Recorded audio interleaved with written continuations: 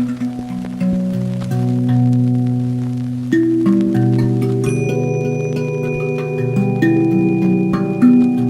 are gathered here because of our cultural pathology. We are basically a hunting tribe, and what happens to old people in hunting tribes is old people are left behind and they're treated as somewhat irrelevant. You and I are paying the price of having grown up in such an externalized society that measures people in terms of their products, their achievements, their possessions. In the East, where there are extended families and the old and the young are wise fools together, there is an intuitive, innate meaning to aging. Then you come back to this culture where we have, quote, an aging problem. Most of us live almost totally surrounded by the projections of the human mind. Very rarely are we living so close to nature that we are experiencing in our blood and our being the cycles of cold and warm, of leaves falling, of death, of birth, of aging. And in that shielding, we've been afraid to look at the nature of aging and death. And the predicament we face now is, once we become older, when we suddenly realize there is another agenda, it's harder to do it now because it's harder to not be distracted by all of the changes that are happening in our bodies and our minds.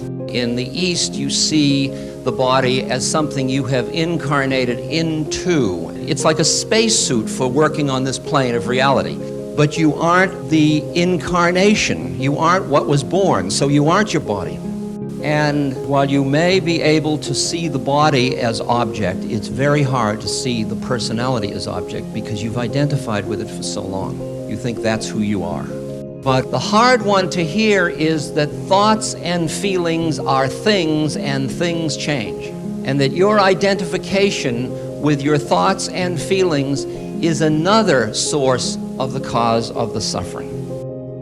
And now we're getting more into the depth of the matter because the question one asks is there a place to stand in relation to change where one can be with the changes, even enjoy the changes, and at the same moment cultivate equanimity, spaciousness, emptiness, awareness, clarity? And that's really what the deep spiritual work is about. One of the traps that our mind is in is the trap of time, and aging has to do with time. Is there a part of you that is not in time? And if so, find it and rest in it. That's the whole mystical journey.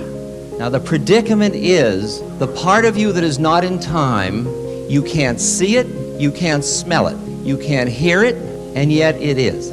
What a frustrating thing. It's like having a flashlight that you shine on this and that, but when does the flashlight shine on itself?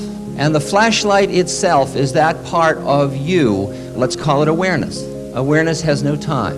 It has no space. It doesn't die. It wasn't born. It's not going anywhere. Everybody is having continuous understanding or resting in awareness, but you are so fascinated with what you're being aware of, you never notice the awareness itself.